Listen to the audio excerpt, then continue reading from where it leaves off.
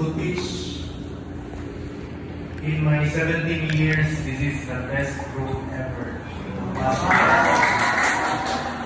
Yes. So, you surpass the third year, but your problem lang, 100% of them pass second year. So that's your goal as a group. So, para you will retain the title. Okay, so arterial blood gas. So supposedly, if among between the flebo, the regular flebo, and the EBG, I'm more leaning that you will train on the extraction for EBG because it's very good job. But it's the first job of the respiratory department, meaning the respiratory department is going to be picking or nurse. That is, but there's already a course in pseudopersonal, really respiratory. So here's the normal values for EBG. Memorize. And you cannot answer this afternoon if you cannot memorize the normal value. So pH is 35 to 45, 7.35 to 7.45. The partial pressure for carbon dioxide is 35 to 45. For the bicarbonate is 22 to 26 millimeters of mercury. For the people it's 80 to 100 millimeters of mercury. And ion gap, what is the ion gap? It's 8 to 8 to? Okay, very good. Relate. pH is 7.45. PCO2? 35 to 45. Bicarbonate? 22 to 26. CO2? 80 to 100. Ano yung gap? 8 to 12. Okay. Disclaimer. Gabot-bot.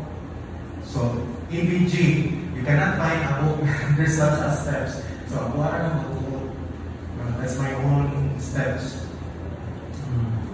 So, A for, what's better about that? You will memorize, you will give a mnemonics within the topic so that you will not really get lost. A for, is it acidemic? Is it alkalemic? B, where's the basis for the acidemia and alkalemia? Is it from respiratory or metabolic? G, and nakita din sa Oxford Dictionary. So, relevance. Was the compensation was relevant? So that's their main. Or is it appropriate? Step 1. Determine. So, how will you check? You have to memorize really the value of 7.35 to 7.5. 7.45. Less than the diagnosis is, if more than diagnosis, impression. Diagnosis.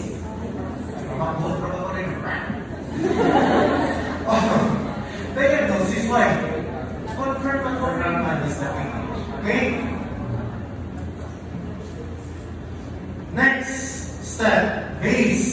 So where was the basis for the basis for that? You check for the change in and the change in bicarbonate. By how? How man?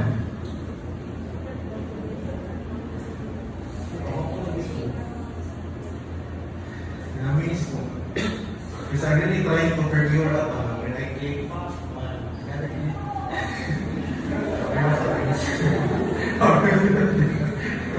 Okay, so how 40, which is constant, minus by the patients divided by 40. For the change in bicarbonate, 24 minus patient's value divided by 24. So, we already determined first is it alkalemic or acidic? And then, we try to compute these two values. If the answer of this one, like example, the answer of this one is 3. The answer of this one is 2. What is now the diagnosis? What is B now? Huh? Ano respiratory ba? More? Yeah, more. Okay, and then try to check what is the value of pH. Okay? Very good. Okay, give your interpretation.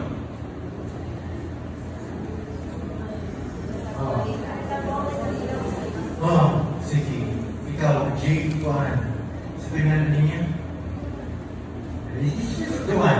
Step 1. Step 1.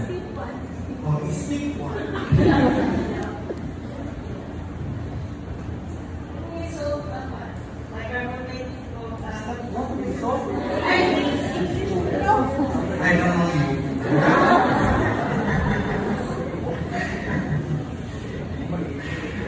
Pero ano ko ang anak, hindi ka nakabag. What is that one? Is it? Oh, wait, you skip. What is that one?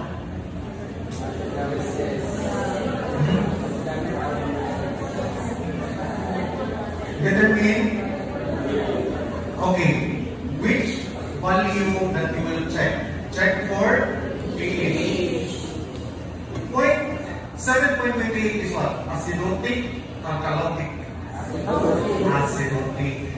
Don't believe me, children. Very wrong. Next step, B. The acidosis was based on. Actually, when I was a student, I really don't know how to complete this one. When I was an intern, I still don't know. So that's why the pulmonologist, she's really laughing. teaching me. But I'm not yung, we're very competitive. When you go to the hospital, you're better than the one from CIM or St. Doctors. Right? So next step is what? B. How do you compute for B? What you will check? Check for change in, and then change in. But step by step, step 1, step 2. What is next to step 69? You carbo.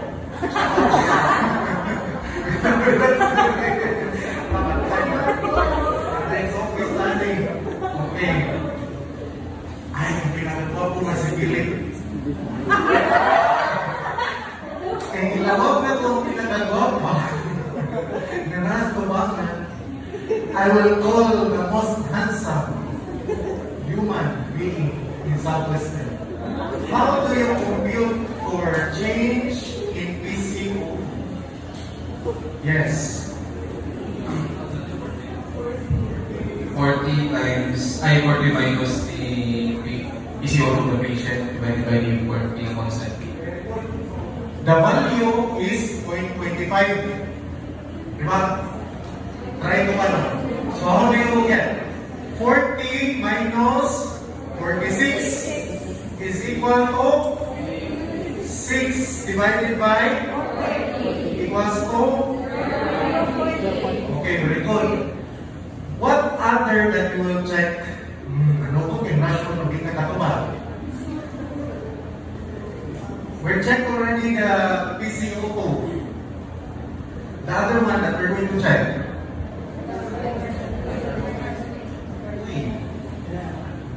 Okay. How? What you will check? Bicarbonate, change in bicarbonate. What is the formula for the change in bicarbonate?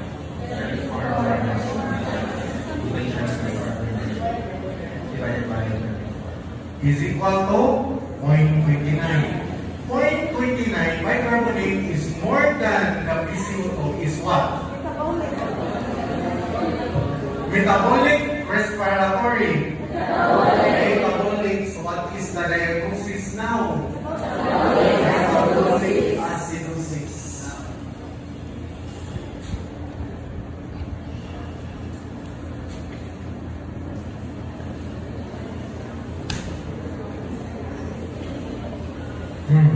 This one.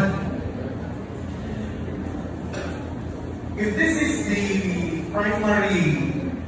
is the primary disorder, if there is acidosis, what is mainly the cause? There is loss of the base. Diba? If you lose the acid, ma-acidosis? No. Alkalosis. So you have to lose the base, which is the bicarbonate. What is the normal of bicarbonate? 22 to 26. That's why the value for that, in order to give an acidosis, it should be less than 22. You're already acidotic, metabolic acidotic. Of course, that is very good. What will be the compensatory mechanism so that it will be reverted to normal? It's the lungs. What will happen to the lungs? Hyperventilate. Okay, why? What happens if you will hyperventilate? You will lose what? Carbon dioxide. The carbon dioxide will cause the acidosis. Because of the loss, the acidosis will be corrected. So same with alkalosis, metabolic alkalosis. Since it's alkalosis, what you're going to increase? There should be more bicarbonate. If you try to look at that, if it's metabolic, the problematic is really the bicarbonate. The one that will be compensating will be the carbon dioxide, the lungs. But here in respiratory, what is the problematic is the opposite. Respiratory man, what is problematic? If the respiration is problematic, can the lungs still compensate? No, there should be another organ that will compensate. And the major organ is the kidneys. Okay, so for this to have acidosis, what will happen? What's the cause? Hypoventilation. What happens if you will hypoventilate? There will be retention of the carbon dioxide. It's the opposite with alkalosis. If you will try to hyperventilate,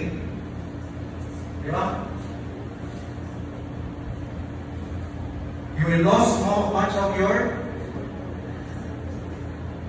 what you will lose? Bicarbonate, CO2. The compensatory mechanism will be the opposite. The kidneys will generate more of the bicarbonate here, but here it will decrease the production of bicarbonate.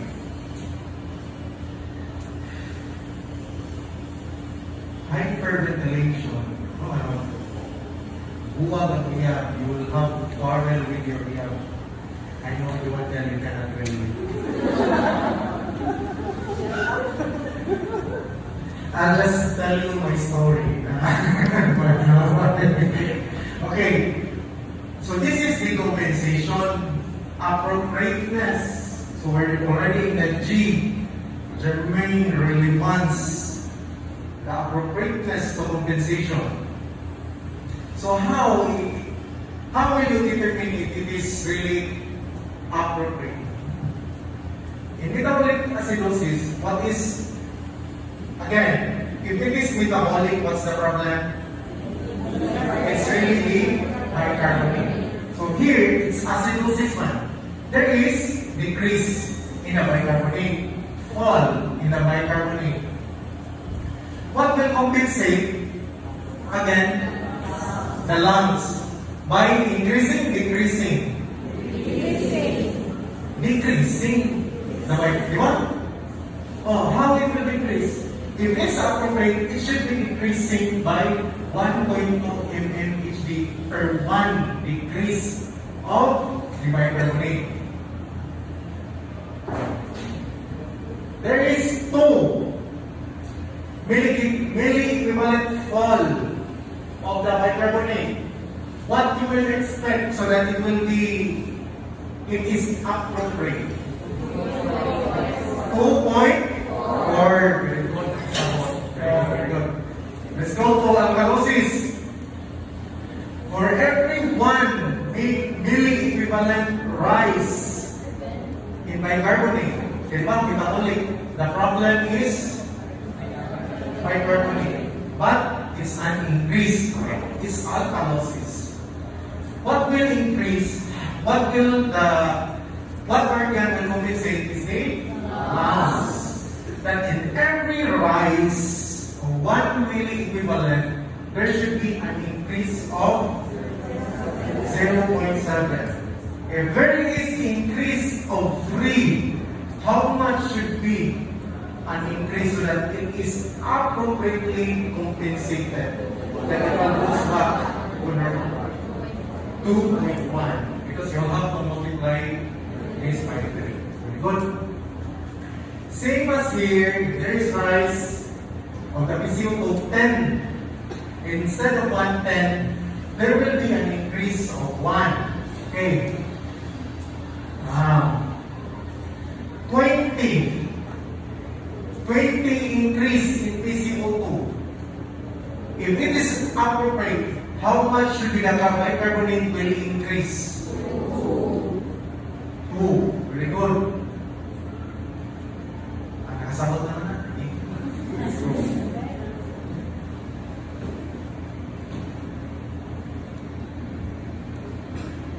Okay. Go back step by step. Lawrence. First step, you have to check for what? Check for the pH, acidic or alkalotic. Okay. Is it acidic or alkalotic? Acidic. What is the normal? 7.45. Okay, what's the next step? The basis for the acidosis or alkalosis, but this one, the basis for acidosis. Second step, what you will have to check? Just keep one, since there are 2 steps. Check for? Oh, very good! What's the answer? Sige. So, what is the one? Keep one that you will compute. Change PCO2. Change in PCO2. With the formula 40 minus the PCO2 of the patient divided by 40. Okay. Next step, what you're going to check? How will you check for the bicarbonate? 24 minus the PCO3 of the patient divided by 24. Sorry. Okay. Now, what's the value? Let's check for the change of the PCO2. What is the formula again for the PCO2? 40 minus 28 equals 12. Divided by 40, 0.3. Okay, 0.3. Next step, change in, how will you compute? 24 minus equals 10 divided by 24 equals 0.4. So which one is higher? Bicarb. If the bicarb is higher, metabolic or respiratory? So the diagnosis now is metabolic acidosis. Perfect.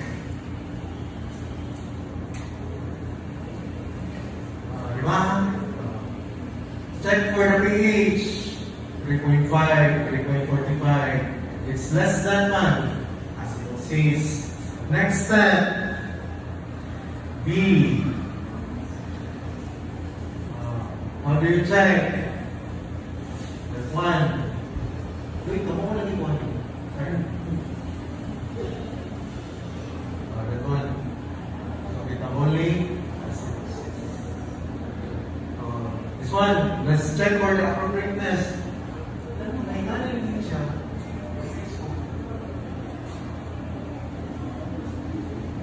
So what is the next step? Compensation, di ba? Appropriateness of compensation. Since this is metabolic acidosis, what should be the formula for metabolic acidosis? And in metabolic acidosis, what is the problem? Bicarbonate. So meaning in every problem of bicarbonate, since acidosis increase, decrease, decrease. And every decrease in bicarbonate, what is the compensatory? PCO2. How it should be increasing? By 1.2. So, kung paano ko ito? Parang katay. Yan. Okay. So, just forget this one, but actually it's almost the same religion. It's almost the same.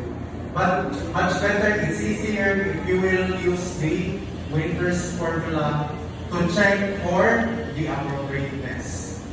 Okay, but if you have to use that other one, I will check every fall in bicarbonate.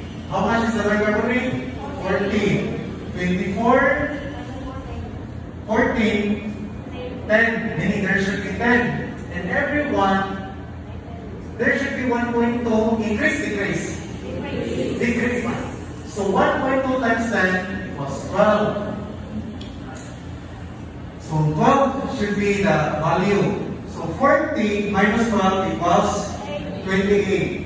28 is appropriate or not? Appropriate. Okay, look at the PCO2. Compensated, not compensated? Compensated. If you will use that formula, another way to check is the Winter's formula. What is the formula for Winter's? 1.5 times the actual bicarbonate plus 8 plus minus 2. What is the actual? What was given? 14. 1.5 times 14, 21. Plus 8, 29. Plus minus 2, if minus 2, 27. If plus 2, 31. The 28 that was given, did it fall within the range? Kaya supposedly, compensated, not compensated? Compensated. If it happened that the PCO2 is 26, compensated, non-compensated? If it is 32, compensated, non-compensated? 29, compensated, not compensated? Very good.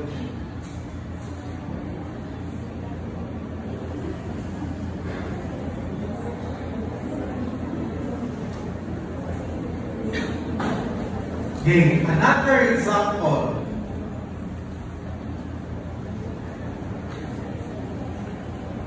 For methods here. Diba? You can now appreciate those results. Diba? You can already interpret, just like we're watching the one way is acidosis. This is really the proper way.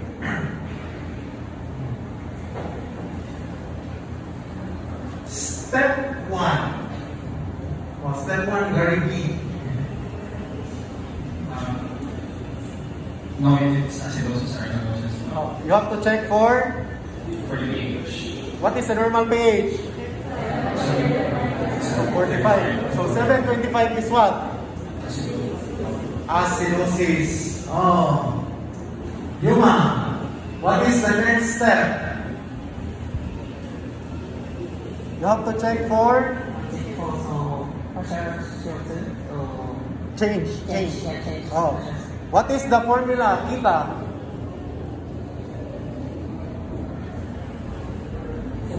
Oh, formula. Kita. Formula.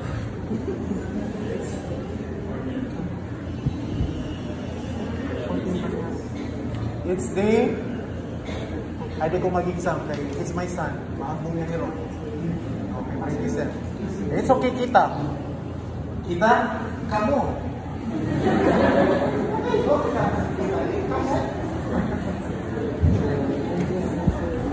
What is the formula for the change in PCO2? 40 minus normal PCO2 the patient by 40. Okay.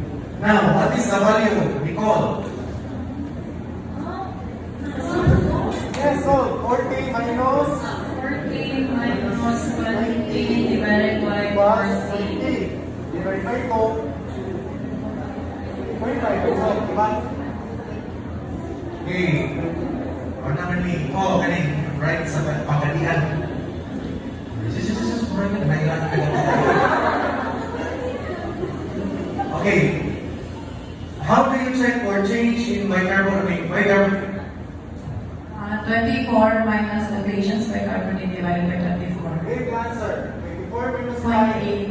0.8. Animal. So now, give me your diagnosis. Huh? Metabolic acidosis. We will go to the appropriateness. We'll check sa step by step. Okay. Kung tagalog ito ba yan, tagaluyo? Mga bisa na. Ugma pa akong lubong. So check for the pH. So 25 is less than the normal. So acidosis. Next is to check for the basis of the acidosis. You have to check for the change in PCO2. So 40 minus patient, which is 20, divided by 40. 0.5. Here, 24 minus 5 divided by 24. 0.8.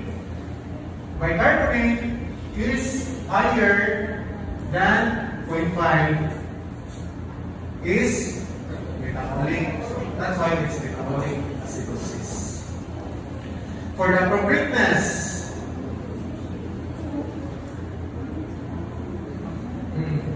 this one is uncompensated.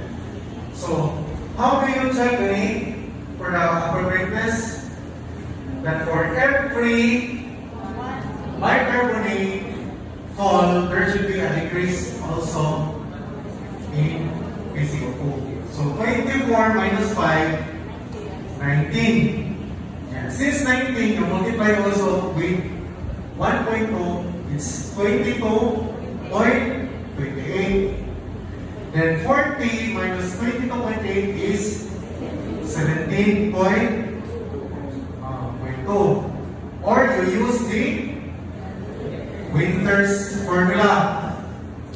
1.5 times bicarbonate, which is 7.5, plus 8, 15.5, plus minus 2, the range would be 13.5 to 17.5. Now, what is the actual PCO2?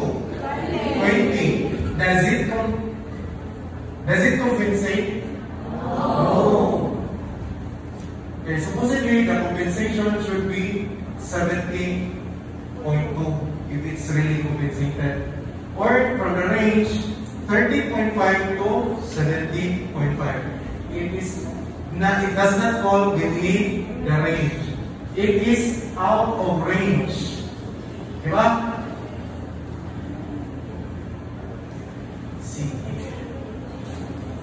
If within the range, but the pH is uncorrected, the partial compensated.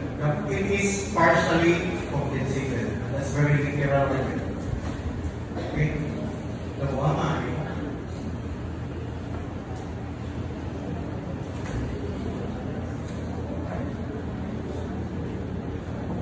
Next is change in gap.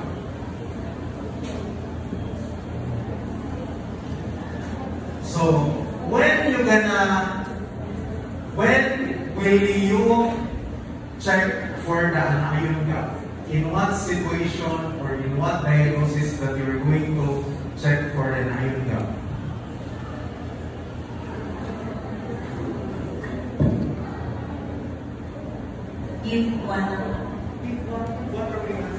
If there is presence of urine. When you will be computing for an ion gap?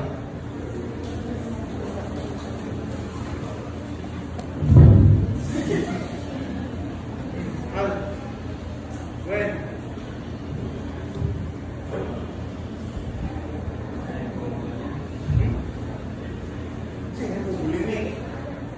Drop.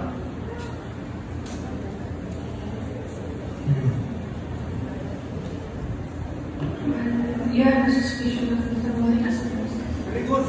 It's only when your diagnosis is metabolic acidosis, that's the time that you will proceed to compute for the anion gap. If metabolic alkalosis, no need. If respiratory acidosis, no need. If respiratory alkalosis, no need. Meaning, you will proceed the computation of an ion gap if metabolic acidosis. Okay, so the computation will be sodium minus bicarbonate plus chloride. The normal is 8 to 12. High anion gap is 12. Meaning, these are under metabolic acidosis. But high anion gap metabolic acidosis, normal anion gap metabolic acidosis. You just memorize that one. MAD virus, methanol, uremia, diabetic, ketoacidosis, formaldehyde, isoniazid, iron infection, lactic acidosis, ethylene glycol, ethanol, salicylate, and sepsis. Again, methanol, uremia, acidosis, formaldehyde, infection, lactic acidosis, glycol, ethanol. Ay, mag-umpira din niya ako ninyo later.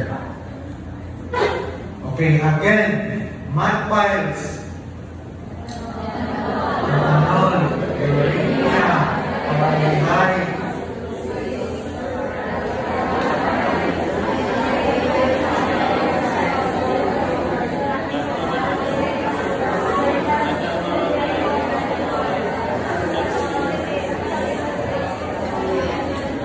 whatever. Okay, let's go. Normal, anion gap. Heart up. Heart pa? Di up pa.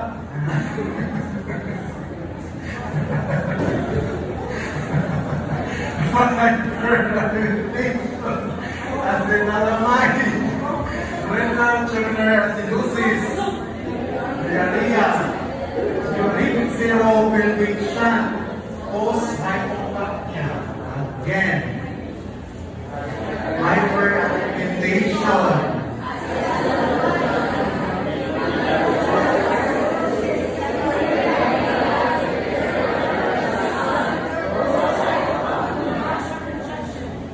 Okay. And then you compute for an ion gap. What? Delta. So delta is an ion change in ion gap. So how do you compute a change in ion gap?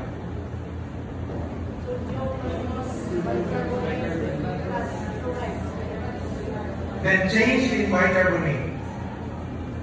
Interpretation. If the answer for the delta is more than 1, it is your diagnosis will be pure HADMA. What is pure HADMA? High anion gap metabolic acidosis. What belongs to the mnemonics for the HADMA? Virus. Okay. If less than 1 ang value, the diagnosis would be HAPMA plus NAGMA. What is NAGMA? Heart up. The conditions heart up. But if more than 1, it's either heart up plus metabolic alkalosis. Yeah, there are lists also with what are the metabolic alkalosis.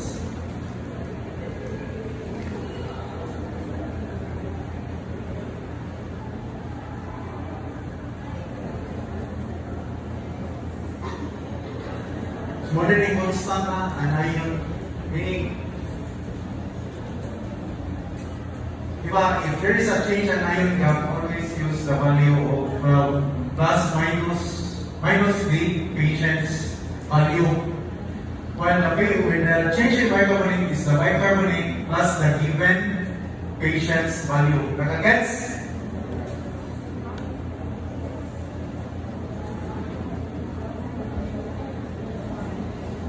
Okay. Forming is the metabolic acidosis, metabolic alkalosis, respiratory acidosis, respiratory alkalosis.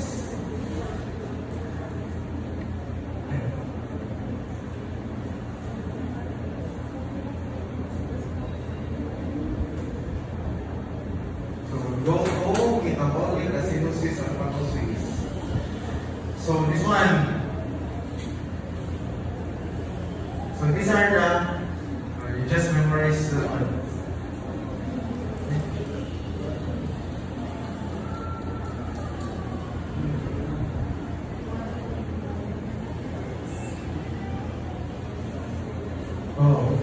This formula is what formula? Winters. This one is summer. Disclaimer ko ha. Summer from Osamis. So memorize also. Metabolic alkalosis is 0.75 times the actual bicarbonate plus 20 plus minus 2. 5. Sorry. Ibalik. Memorize. Winters is equals to 1.5 times plus 8 plus minus 2. The other one for the metabolic alkalosis.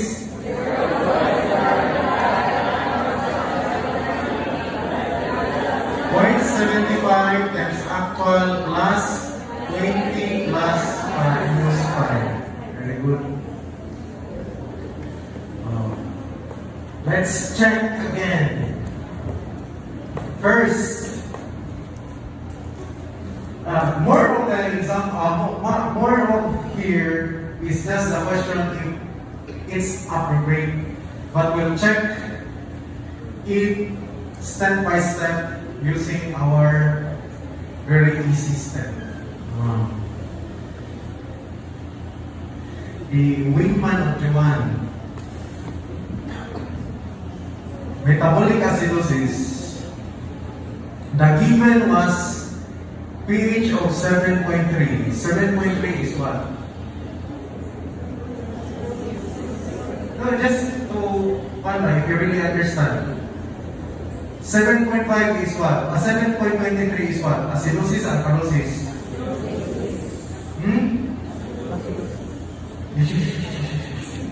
Next step. What's your next step? Change in. How will you compute for the change in PCO2? 40 minus 25. Pila? 15. 15 divided by 40.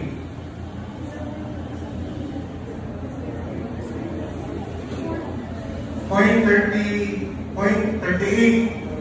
And then 24 minus 11. 13. Divided by 24. So which one is higher? By still with bicarbonate. That's why it's metabolic. Now, for the appropriateness, 1.5 1.5 times the actual. What is the actual value for bicarbonate? 1.5 times 11. 16.5 plus 8. 24.5 minus 2, 22.5. 24 plus 2, 26. So the range is 22.5 to 6.5. What was given? 25. Compensated, non-compensated. Compensated. Shit na. So, okay. Number 2. 7.47. What's your diagnosis? Alkalosis, acidosis? Alkalosis. Next step. Change in PCO2. 40 minus 7. 7 divided by 40.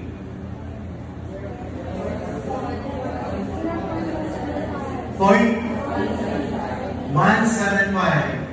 34 minus 24 minus 34. 10 divided by 24. 0.4. Which is higher? Bicarbonate. That's why it's metabolic alkalosis. Now, is it appropriate, germane, or relevant? 0.75 times 47.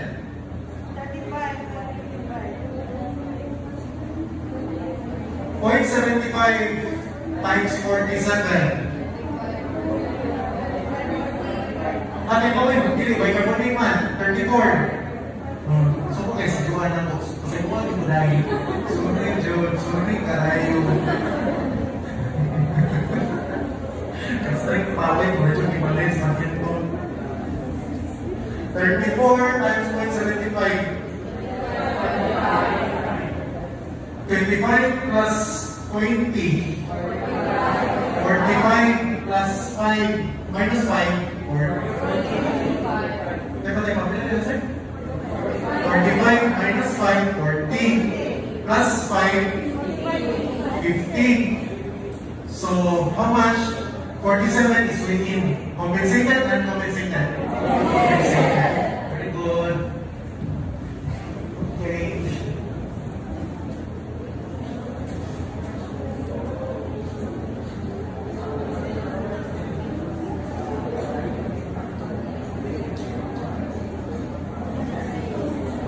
Check for the secondary metabolic acidosis.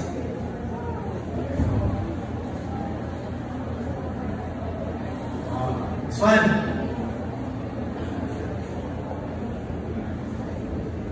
If the actual PCO2 is within the calculated range, the diagnosis will be purely metabolic acidosis or alkalosis. If it's out of the range, there will be underlying respiratory acidosis. If less than the range, there will be underlying respiratory alkalosis. Again, this one. Let's go back. Here, within the range. So what's the final diagnosis? Purely metabolic alkalosis. Here, purely metabolic alkalosis.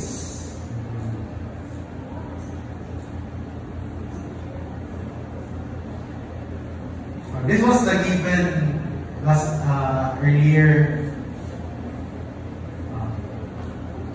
That one.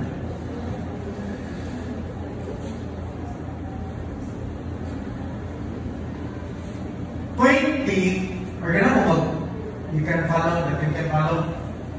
We'll go back from the beginning so that you can really follow. Okay, first, check for the pH. 20.75 is 0.25 is acidosis. Then check for the change in PCO2. 40 minus 20 divided by 20.5. Then rate is 5, which is 24 minus 5, 19. 19 divided by 8. So that's why the diagnosis is metabolic acidosis. Use cis metabolic acidosis, the formula would be 1.5 times the actual, which is 5. Diba?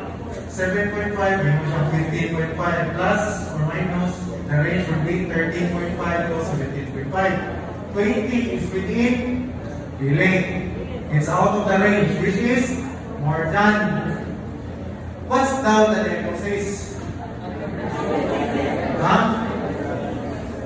Metabolic acidosis with underlying acidosis. Okay? See, get a paper.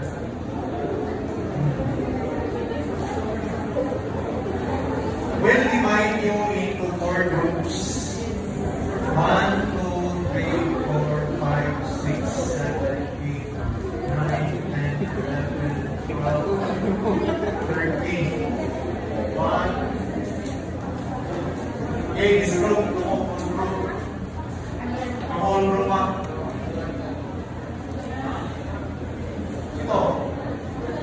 Yeah, minus na natin. Mau dinalikan cuma na. Nag-upgrade na lahat. Nag-upgrade na lahat. Sabi na kayo, upgraded na. So from Anel to Gia, this time is all group. And this one, up to here, this group. And from here to Ian, ako, okay. Now, from the back, group 1, group 2, group 3, and group 4.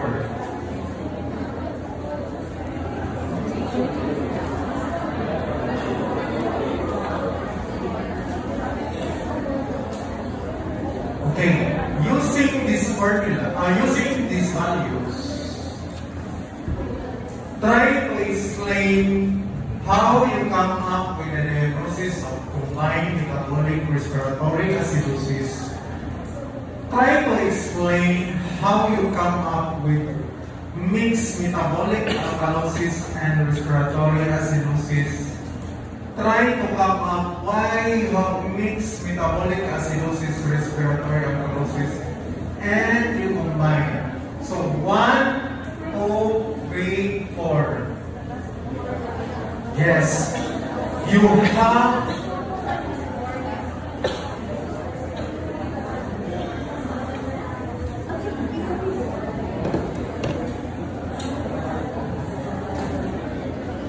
you have 10 minutes to answer now. Group 1, 1, 2, 3, here is 4. 1, 2, 3, 4. Okay, time start now.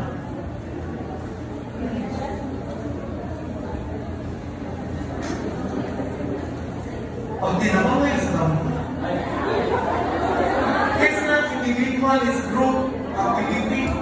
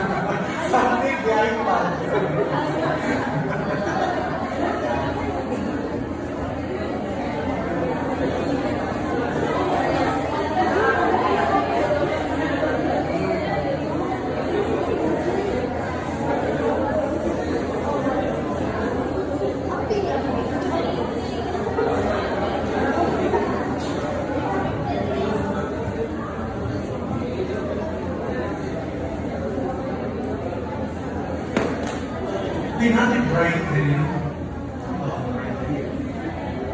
I came. Where's King?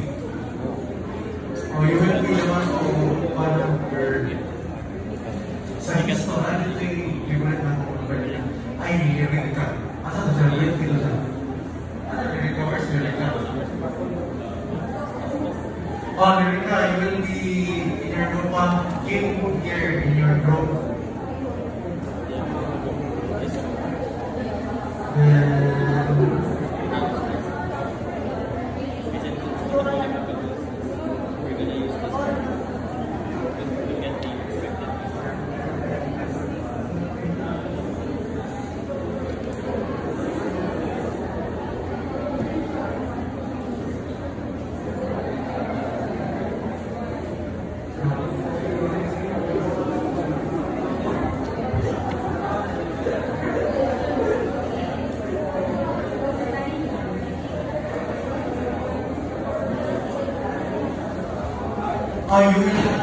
You will discuss your answer. You will discuss your answer. Okay. Here,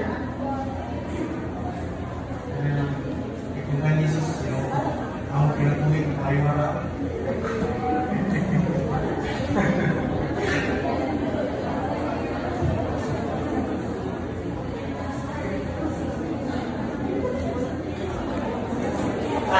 Ruby,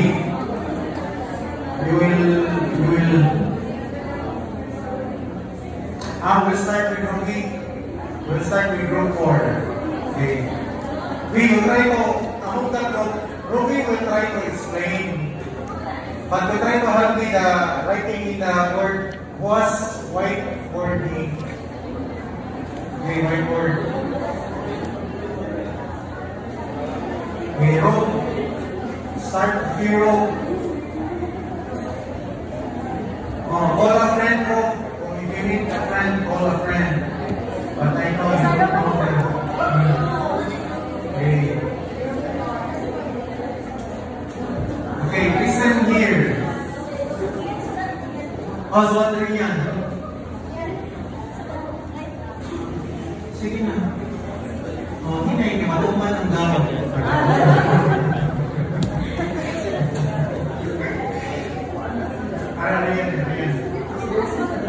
Okay, when you listen, first step is what in halaman? 7.47. Alkalosis, acidosis. Alkalosis.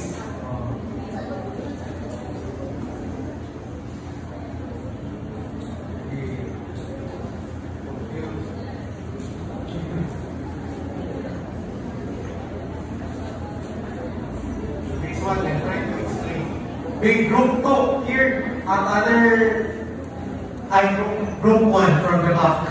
Okay, group 1 here, right here. Lyrica will explain and someone taller will write.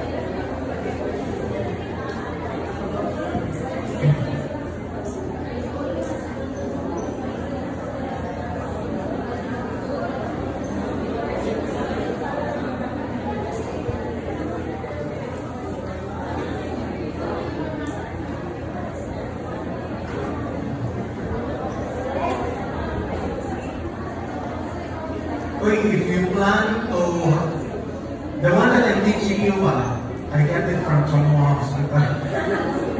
So, if you have a fellowship, not only a residency, but a fellowship, meaning what you have learned now, you're even higher than a resident, really a fellow almost.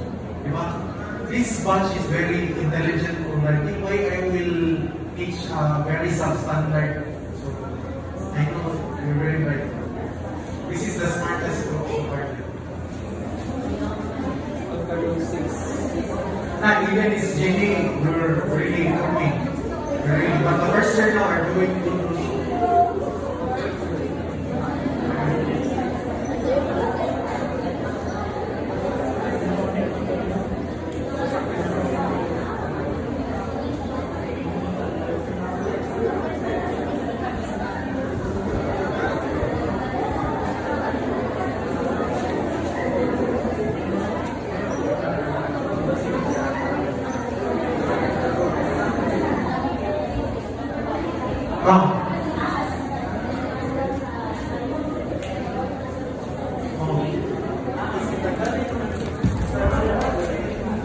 Yes.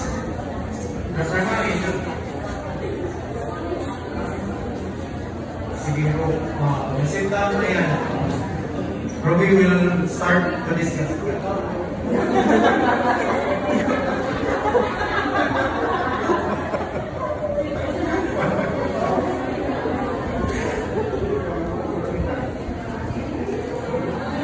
So that they can follow your answer, you use our step-by-step step. But I think the good step really helped, di ba? Mas may naman good. Ito na na. Di ba? Naliwal sa mga practical perfectionist. Okay, you discuss it step-by-step. Okay, first we have to check if it's acidosis, acidotic or alkalotic.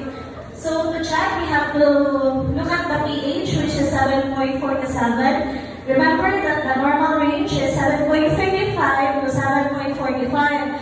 So since this is more than 7.45, this is alkalosis. The next is to check if for the basis. Now we have to first compute for the PCO2. The formula is 40 minus the patient's PCO2 divided by 40. So 40 minus the patient's PCO2, which is 25, divided by 40. So 40 minus 25 is 5 divided by 40. The ano is 0.125. For the bicarbonate, the formula is 24 minus the patient's bicarbonate divided by 24. So 24 minus 34 divided by 24 is equal to 10 divided by 24, which is 0.417. So in comparison, your bicarbonate is greater than your PCO2, so thus it is metabolic alkalosis. Now let's solve for the compensation. So with the formula 0.5 times the patient's bicarbonate plus 20 plus minus 5. So just substitute 0.75 times 34 plus 20 plus minus 5.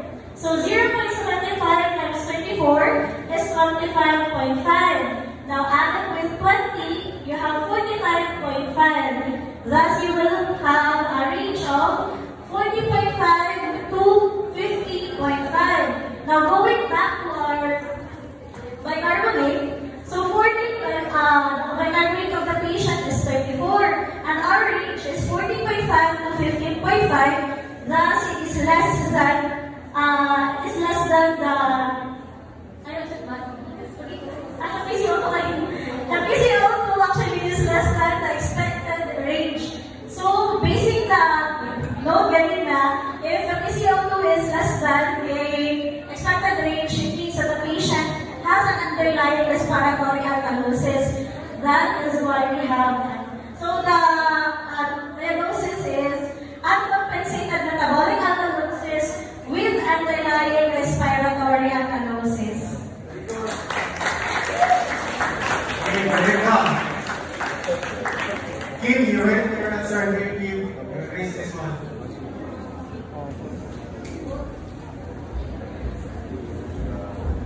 So,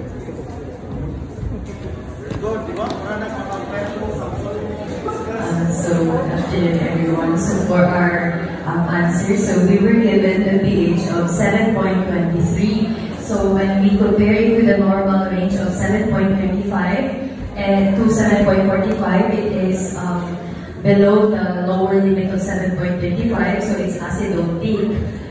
Next is we check the PCO2 and HCO3. So for PCO2, we calculate for the change of PCO2, which is 40 minus, we were given the PCO2 of 30 mmHg, so 40 minus 30 divided by 40 is equal to 0.25. And for HCO3, we were given 11. So for the change of HCO3, we will calculate 24 minus 11 divided by 24, so we'll get a 0.54. So when we compare the change in PCO2 and change in HCO3, the change in HCO3, which is 0.54, is higher. So this is metabolic acidosis. So now we'll use the Winter's formula to assess the respiratory compensation in metabolic acidosis. So the formula is expected PCO2 is equal to 1.5 times the actual HCO3 plus 8 plus minus 2. So here, I don't know if you can see it here. So it's 1.5 times 11 mmHg plus 8 plus minus 2. So for 1.5 times 11 plus 8, it's 24.5. So to get the upper limit and lower limit rate for the range, we add the plus minus 2. So 22.5 to 26.5. Since the actual PCO2 is 30 mmHg, which is greater than expected range of 32.5 to 26.5 mmHg. So the final diagnosis would be metabolic acidosis with underlying respiratory acidosis. Very good. Okay, ito na next. Galing tama. Dali na.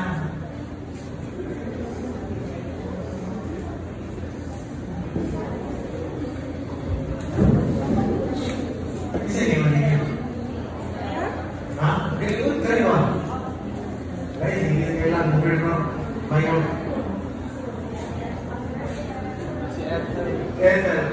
Ethel buka.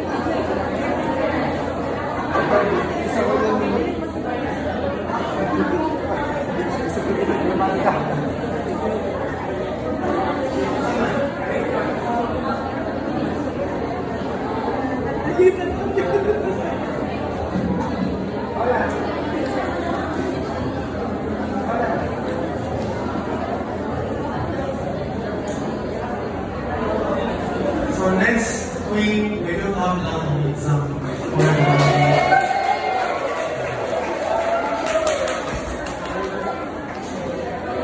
So next week we will proceed to respiratory alkalosis and respiratory acidosis and oxygenation. Then extraction. Kaya dito sa bukol mga sa laboratory kinagagaan ng approach.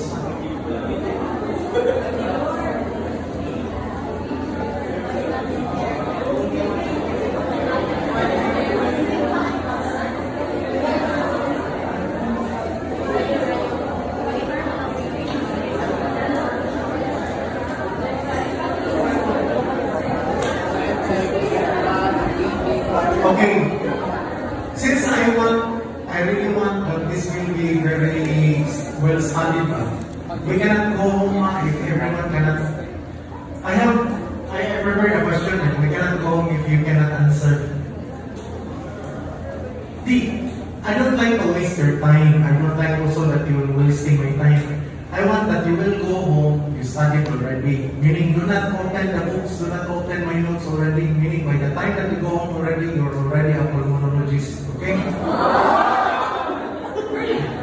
Really? The one that I'm teaching you is really from Chongqing. Do you know how hard for me to study this one? I studied this for 1 month. No joke. Why? This is very difficult. I really studied how to make it very easy with you. And the one that was sent to me by the notes, Google pa niya. Next to Google. Ako nagtawag sa Google. So, this is very easy for you na I rearrange everything to make it very easy. For disclaimer, kasi you will be expecting that during the board exam. What is the step for imaging? Imaging. There's no step here. The step is imaging of both step. Okay, Kim. So now for the number 2, here's the major results. So for the BH, it's 7.47. For the PCO2 is 55, and for the bicarbonate is 34. So first is you have to check the pH. So since the given pH is 7.47, and the normal range is 7.35 to 7.45, so that means it's higher, so that means it belongs to alkalosis.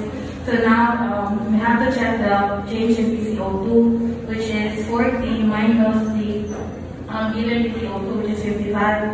So 40 minus 55 divided by 40 equals 0.375 or 0.38. Now next would be to check also the bicarbonate. So 24, which is constant, minus 34 divided by 24 is 0.416 or 0.42.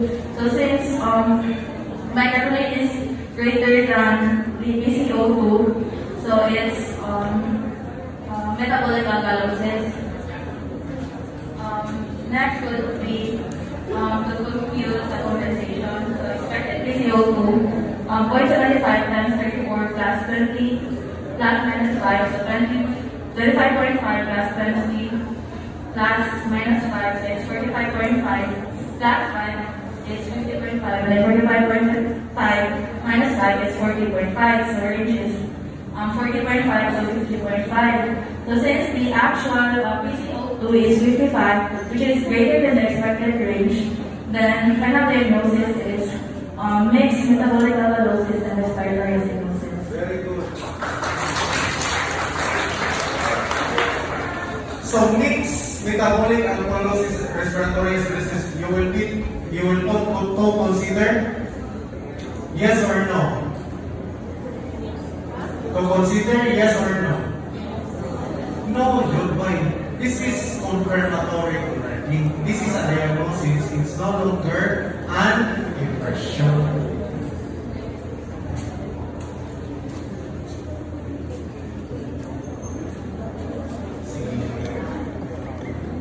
Enter.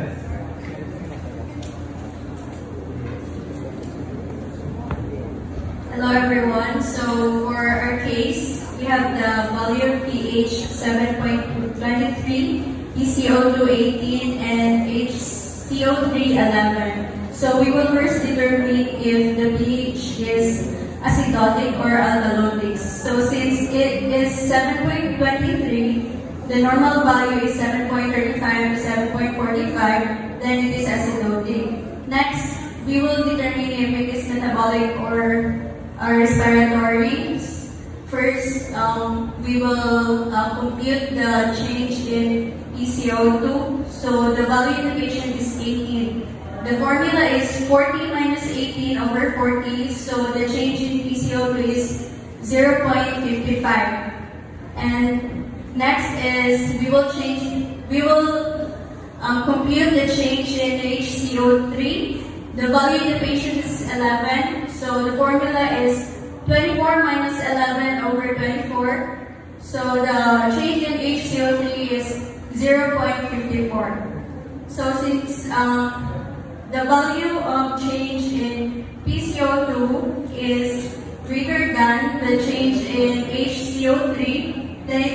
respiratory acidosis. Next is for the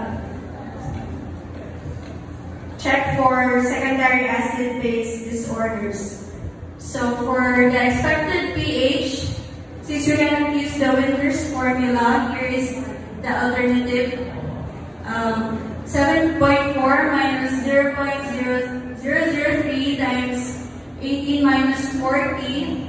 So the result is 7.33. The other range is 7.4 minus 0.008 times 18 minus 14. It is 7.22. So the range is 7.22 to 7.33. It is within the range, so it is purely respiratory acidosis. Good. Keep all your things. Put all your things in your bag now. And we're ready to go. You cannot go home if you cannot answer, right?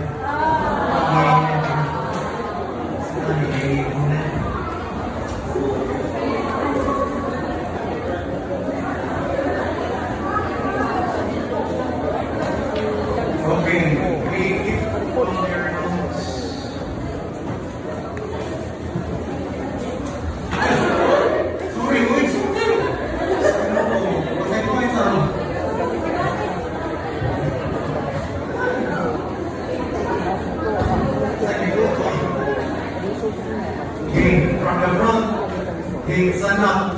If you cannot answer one, you remain stand up. No. Ayos up. The one that I will call are the only one that will stand up. Sit down. Only one. Okay. What is the normal pH?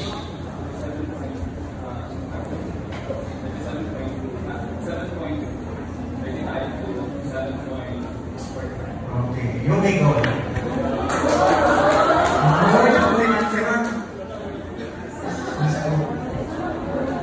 Next. Rayo, what is the normal PCO2? 35 to 45. Okay, you go. Graph. Normal bicarbonate. 22 to 26. You go.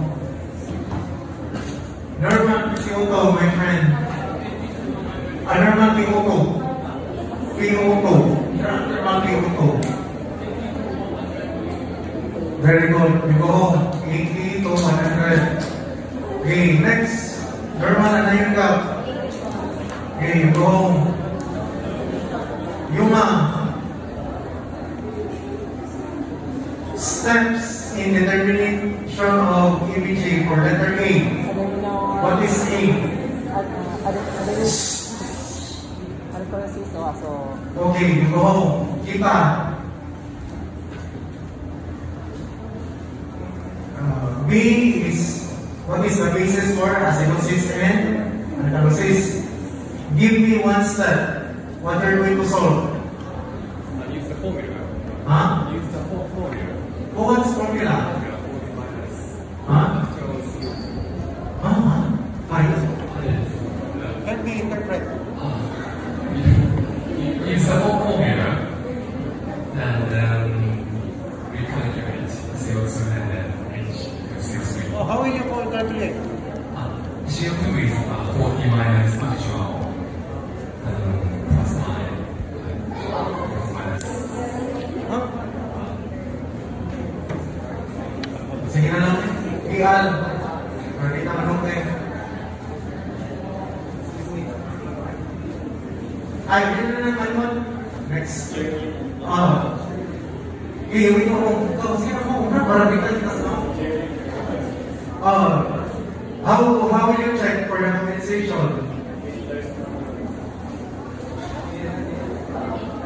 Ay, ano? Hindi ko rin yun.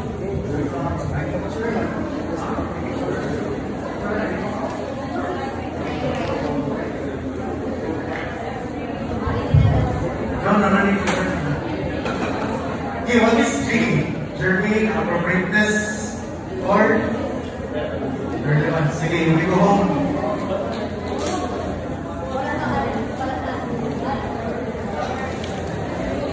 Okay, balik. Formula. Give me one formula.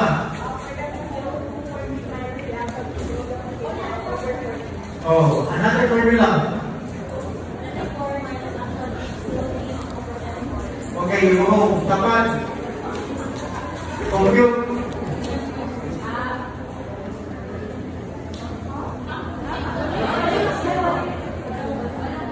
Balik. Let's go check. Oh.